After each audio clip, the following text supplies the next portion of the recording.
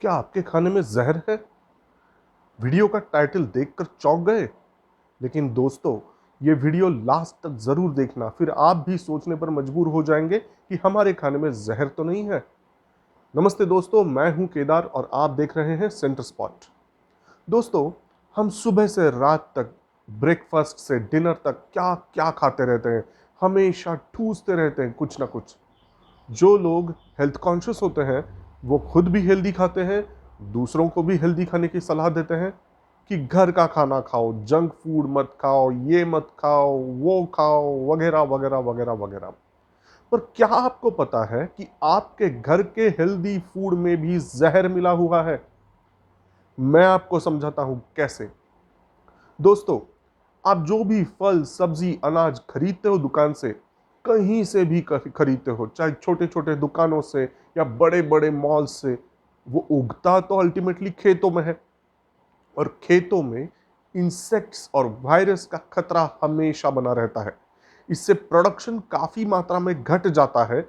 अगर इंसेक्ट्स और वायरस का प्रकोप हद से ज्यादा फैला तो पूरी की पूरी फसल बर्बाद हो सकती है। तो ऐसा ना हो, इसलिए इंसेक्ट्स और वायरस का मुकाबला करने के लिए इंसेक्टिसाइड, पेस्टिसाइड और केमिकल फर्टिलाइजर्स का इस्तेमाल किया जाता है। हमारे किसान भाई इससे बहुत ही अच्छी तरह से वाकिफ होंगे। इससे फसल अच्छी आती है, करेक्ट है, प्रोडक्शन बढ़ता है, यह भी सही बात है। लेकिन इसके जहरीले रेसिड्यू सब्जी, फल और अनाज में रह जाते हैं। सिर्फ धोने, उबालने, तलने, भूनने से या ये विषैले रेसिड्यू आसानी से जाते नहीं।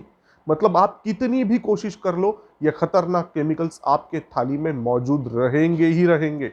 और बस शहरों में अपने अपने घरों में बैठकर खाने वालों ही इन केमिकल्स का खतरा नहीं है, बल्कि इससे कई गुना ज्यादा खतरा खेतों में मेहनत करने वाले अपने किसानों को है। क्योंकि उन फर्टिलाइजर्स, पेस्टिसाइड्स, इंसेक्टिसाइड्स से किसान ही सबसे ज्यादा एक्सपोज होते हैं।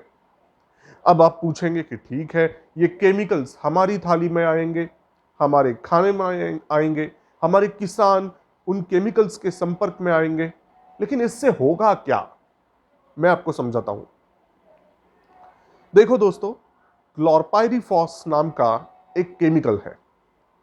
इसके कम संपर्क में आने से कुछ मामूली लक्षण दिखाई देने लगते हैं, जैसे कि आंखों से पानी बहना, बहुत पसीना आना, मुंह में सलाइवा का सिक्रीशन बहुत ज्यादा बढ़ना, नौसिया की फीलिंग होना, सिर दर्द होना। इससे अधिक संपर्क में आए तो मांसपेशी यानी मसल्स में कॉन्ट्रैक्शन होता है, मांसपेशी कमजोर होते हैं, वॉमिटिंग शुरू होती है, डायरिया आता है, विजुअल इंपेयरमेंट यानी दृष्टि दोष, ऐसे भी लक्षण दिखाई देते हैं। और अगर क्लोरपायरीफॉस के इससे भी ज्यादा संपर्क में आप आए तो सीजर दौरे आना, होश खोना, पैरालिसिस, सांस लेने में तकलीफ, ऐसे कई गंभीर परिणाम हो सकते हैं। इसका खतरा बड़ों से ज्यादा बच्चों को ज्यादा है। इतना ही नहीं, प्रेग्नेंट महिलाओं के गर्भ में जो बच्चा होता है उसके लिए क्लोरपायरीफॉस जानलेवा साबित हो सकता है। दोस्तों, कैलिफोर्निया यूनिवर्सिटी के एक अध्ययन के अनुसार यह पाया गया है कि जिस खेत में ऑर्गेनोफॉस्फेट इंसेक्टिसाइड स्प्रे किया है, वहां से 1.5 किलोमीटर यानी 1.5 किलोमीटर की दूरी तक जो भी गर्भवती महिला होती है, उसके गर्भ के बच्चे पर ऑटिज्म और दिमाग का विकास ठीक से ना होने का खतरा हमेशा मंडराता रहता है। ऑटिज्म तो आपको पता होगा, तारे जमीन पर मूवी आपने देखी होगी। ये ऑर्गेनोफॉस्फेट इंसेक्टिसाइड्स है क्लोरपायरीफॉस और मालाथियन। इससे भी ज्यादा खतरनाक बात आपको बताऊं, ध्यान लगा के सुनिएगा। जब किसी को डायबिटीज यानी मधुमेह डिटेक्ट होता है तो सारे लोग उसको क्या क्या कहना शुरू कर देते हैं? क्यों हुआ डायबिटीज? मोटापा और हाई कोलेस्ट्रॉल, हाई कोलेस्ट्रॉल और मोटापा, या फिर हेरिडिटी की वजह से। क्यों? सही कहा ना मैंने? पर दोस्तों, क्या आपको पता है कि आपके खाने में अगर ऑर्गेनोफॉस्फेट इंसेक्टिसाइड्स यानी क्लोरपायरीफॉस और मालाथियन आदि केमिकल्स के रेसिड्यू रेगुलरली जाते हैं तो आपको डायबिटीज होने का खतरा 3 गुना ज्यादा होता है। और ये मैं नहीं कह रहा, मदुरई कामराज यूनिवर्सिटी के अध्ययन से यह बात सामने आई है। लेकिन हमारे देश में क्लोरपायरिफॉस और मालाथियन पर पाबंदी नहीं है। और एक खतरनाक रसायन है जिसका नाम है एंडोसल्फान। इससे क्या क्या होता है के बजाय क्या क्या नहीं होता है ये पूछिए। मस्तिष्क विकृति, शारीरिक विकलांगता, लेट सेक्सुअल मैच्योरिटी, और इतना ही नहीं, कैंसर भी हो सकता है एंडोसल्फान से। 73 देशों में इस पर बैन लगा है, लेकिन हमारे देश में एंडोसल्फान पर बैन लगने के लिए हमें 2017 तक इंतजार करना पड़ा। और हैरानी की बात यह है कि बैन लगने के बावजूद किसानों को एंडोसल्फान मिल रहा है, अच्छी तरह से मिल रहा है। 2016 में भारत सरकार ने 18 खतरनाक जहरीले रसायनों के प्रोडक्शन, इंपोर्ट, ट्रांसपोर्ट और बिक्री पर रोक लगाई थी। 2 साल पहले यानी 2020 में पहले 27 रसायनों पर सरकार ने बैन लगाया है। यह निश्चित ही सराहना करने वाली बात है, लेकिन इतने ही रसायनों पर बैन क्यों? और भी कई सारे जहरीले रसायन हैं जिनका इस्तेमाल खेतों में अभी भी हो रहा है। मिसाल के तौर पर पैराक्वाट डाइक्लोराइड की बात ले लीजिए। इस रसायन को 9 प्रकार के क्रॉप्स पर इस्तेमाल करने की अनुमति भारत सरकार ने दी हुई है, लेकिन वास्तव में 25 प्रकार के क्रॉप्स पर इसका इस्तेमाल हो रहा है।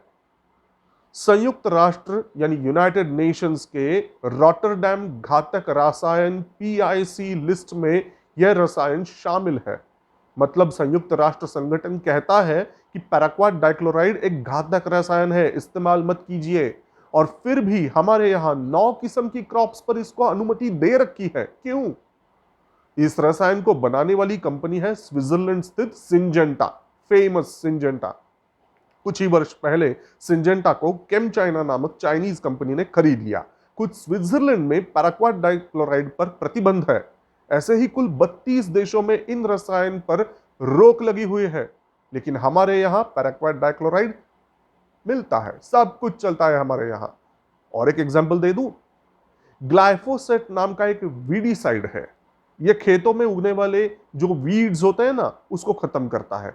आप किसी भी किसान भाई से पूछ लो, वो बताएगा कि ग्लाइफोसेट तो कॉमन है, हम तो यूज करते हैं। अब मजे की बात यह है कि भारत सरकार ने इस ग्लाइफोसेट पर कोई रोक लगाई नहीं है, जबकि WHO यानी वर्ल्ड हेल्थ ऑर्गेनाइजेशन ने ग्लाइफोसेट को कार्सिनोजेनिक रसायन के लिस्ट में डाला हुआ है।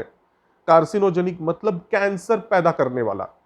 मतलब दोस्तों, कैंसर पैदा करने वाले इस खतरनाक राक्षस को हमारे देश में कोई पाबंदी नहीं है। उल्टा हमारे किसान इसके संपर्क में हमेशा आते हैं, और हम और आप भी इनडायरेक्टली अफेक्ट हो रहे हैं। सरकार की रोक या पाबंदी को भी एक सीमा है, एक लिमिट है दोस्तों। जिन जहरीले रसायनों पर सरकार ने रोक लगाई हुई है, वो सरेआम दुकानों में किसानों को बेची जा रही है। बेचना है तो बेचने दो, ऐसा हम नहीं कह सकते, क्योंकि किसान जो फल, सब्जी, अनाज उगाएगा वही तो हम खाएंगे। किसान खेतों में जहर मिला रहा है, जहर उगा रहा है, और हमारे किसानों को इस बात की भनक तक नहीं है, खबर तक नहीं है कि यह रसायन कितने जहरीले हैं और इसके परिणाम क्या क्या है। सरकार, फर्टिलाइजर, पेस्टिसाइड्स, इंसेक्टिसाइड्स बनाने वाली कंपनियां और कुछ रिसर्चर्स इसके लिए जिम्मेदार है, इस परिस्थिति के लिए जिम्मेदार है। 16 जुलाई 2013 का दिन था। बिहार में सारण जिले में छपरा नाम के गांव में 23 बच्चों को विषबाधा हुई। इन बच्चों को पाठशाला में माध्याह्न भोजन दिया गया था। ये बच्चे केवल बीमार नहीं पड़े, बल्कि इनकी मौत हुई। पता चला कि उस दिन भोजन में उन्हें सोयाबीन की सब्जी दी हुई थी। जांच करने पर उस सोयाबीन की सब्जी में मोनोक्रोटोफॉस के अंश पाए गए। यह रसायन संयुक्त राष्ट्र संगठन ने घातक विषारी पदार्थ की सूची में शामिल किया हुआ है। भारत में भी 2005 से ही सब्जियों पर यह रसायन इस्तेमाल करने पर रोक लगाई हुई है। मतलब सब्जी छोड़कर अन्य उत्पादों पर इस्तेमाल कर सकते हैं। ऐसे चित्र विचित्र प्रावधान हमारे सरकार ने किए हैं कि पूछो मत। और कम से कम कृषि क्षेत्र में रसायनों के बारे में जो भी पॉलिसी के तहत निर्णय होता है उसे इंप्लीमेंट करने में हमारी आज तक की सारी सरकारें लगातार विफल होती आ रही है। यही तो इसका प्रमाण है। अब आप सोचेंगे कि इस पर हल क्या है भाई। जैसा कि मैंने पहले ही कहा है कि केवल धोने, उबालने, तलने, भूनने से कुछ नहीं होने वाला। वो रेसिड्यू जौ के त्यों रह जाएंगे। उसमें आपको जैविक फल, जैविक अनाज, जैविक सब्जी का इस्तेमाल करना होगा। जैविक मतलब ऑर्गेनिक, सिंपल शब्दों में कहे तो नेचुरल। नीमार्क नेचुरल फर्टिलाइजर से ही उगाए हुए, बिना किसी आर्टिफिशियल केमिकल का इस्तेमाल किए हुए 100% शुद्ध ऑर्गेनिक फूड ही हेल्दी फूड होता है। लेकिन नकली लोगों से बच के रहना, क्योंकि ऑर्गेनिक ऑर्गेनिक कर कर कर ये लोग आजकल कुछ भी बेच रहे हैं।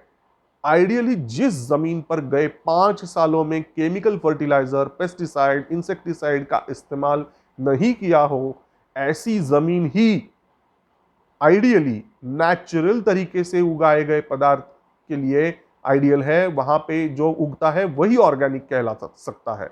लेकिन हम जब बाजार में खरीदने जाते हैं तब असली ऑर्गेनिक और नकली ऑर्गेनिक में फर्क समझ नहीं कर पाते। यह मुश्किल है। शायद इसीलिए अक्षय कुमार ने खुद के इन्वेस्टमेंट से ऑर्गेनिक फार्मिंग शुरू की है। उसमें जो उगता है वह सीधे अक्षय कुमार के घर जाता है। हमें और आपको तो अक्षय कुमार जैसा पॉसिबल नहीं है, उतनी इन्वेस्टमेंट हम नहीं कर सकते। लेकिन क्या सरकार में बैठे मंत्री, अधिकारी इस पर कुछ ठोस कर सकते हैं? क्या हमारे किसान भाई और व्यापारी कुछ नहीं कर सकते? अगर व्यापारी भाइयों ने खुद डिसाइड किया कि मुनाफा कितना भी हो, हमारा स्वास्थ्य और हमारी आने वाली नस्लों के लिए हम ये जहर हमारे किसान भाइयों को हरगिज नहीं बेचेंगे। अगर किसान डिसाइड करते हैं कि चाहे जो हो जाए ये जहर बिल्कुल नहीं खरीदेंगे, अगर ऐसा कुछ हमारे यहां हुआ तो आने वाले समय में हमें शुद्ध ऑर्गेनिक हेल्दी खाना मिल सकेगा और देशवासियों का हेल्थ भी अच्छा होगा। तो भाइयों बहनों, मेरे प्यारे दोस्तों, अगर आपको आज का यह विषय अच्छा लगा है तो जरूर कमेंट सेक्शन में लिख देना। ऐसे ही कई अच्छे अच्छे टॉपिक्स लेके मैं आपके साथ आता हूं। हमारे वीडियोस को लाइक करना, शेयर करना और सेंटर स्पॉट को सब्सक्राइब करना, ज्यादा से ज्यादा सब्सक्राइब करना। धन्यवाद।